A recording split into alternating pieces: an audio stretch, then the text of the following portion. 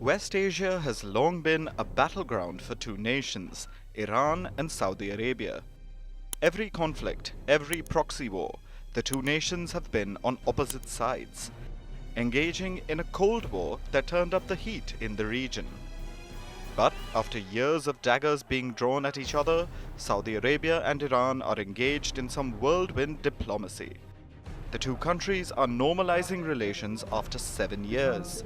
Iran reopened its embassy in Saudi Arabia today, with both sides heralding a new era in Riyadh-Tehran ties.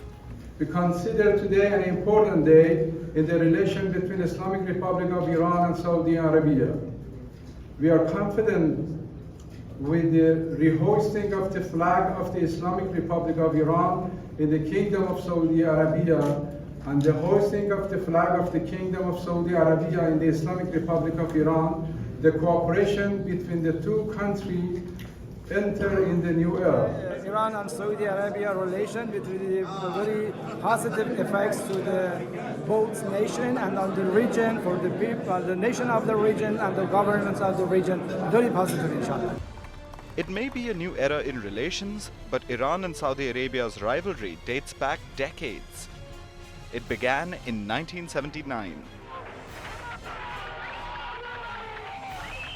This was when Iranian revolutionaries overthrew the US-backed Shah. Iran soon formed an Islamic Republic, one that bothered the Sunni-led governments in the region. They accused the Shiite state of seeking to export its revolution. In 1980, Saddam Hussein's Iraq attacked neighboring Iran, triggering an 8-year war in West Asia. Saudi Arabia, a key US ally, supported Baghdad in this war. The relations took a hit again in 1987. Saudi security forces in Mecca cracked down on an anti-US protest by Iranian pilgrims. 402 pilgrims died in the clashes. 275 of them were Iranian. Protesters in Tehran soon occupied the Saudi embassy. Tensions escalated and a Saudi diplomat died in Tehran. Soon, King Fahd severed all ties in Iran. Relations were only restored again in 1991. There were better times after 1999, but the fall of Saddam Hussein in 2003 changed everything.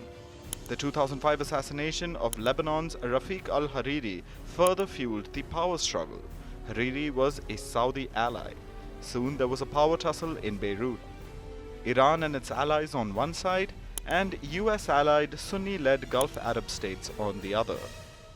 After that, it was one proxy war after the other.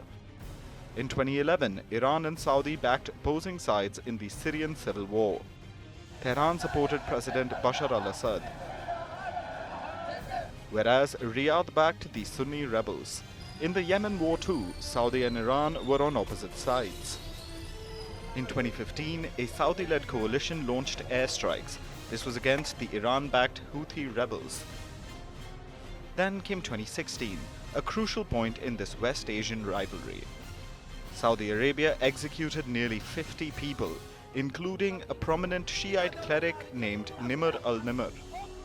Iran was enraged. Protesters in Tehran stormed the Saudi embassy. Soon, Riyadh cut ties with Tehran. Later that year, Iran banned pilgrims from attending the Hajj. They blamed Saudi Arabia for sabotage. It's a long-drawn rivalry indeed, but things started changing in 2021. There were a lot of informal meetings between the two, all brokered by Baghdad. However, Iran pulled out of the talks in 2022. But 2023 was when things took a turn. In a surprise move, Tehran and Riyadh decided to resume ties. The peace deal was brokered by China. In fact, Saudi and Iranian foreign ministers met in Beijing on April 6th. Their first formal encounter in more than 7 years. The Iran-Saudi rapprochement could redraw the West Asian map. Their coming together could have consequences across the region, in Yemen, in Iraq, in Syria, and in Lebanon.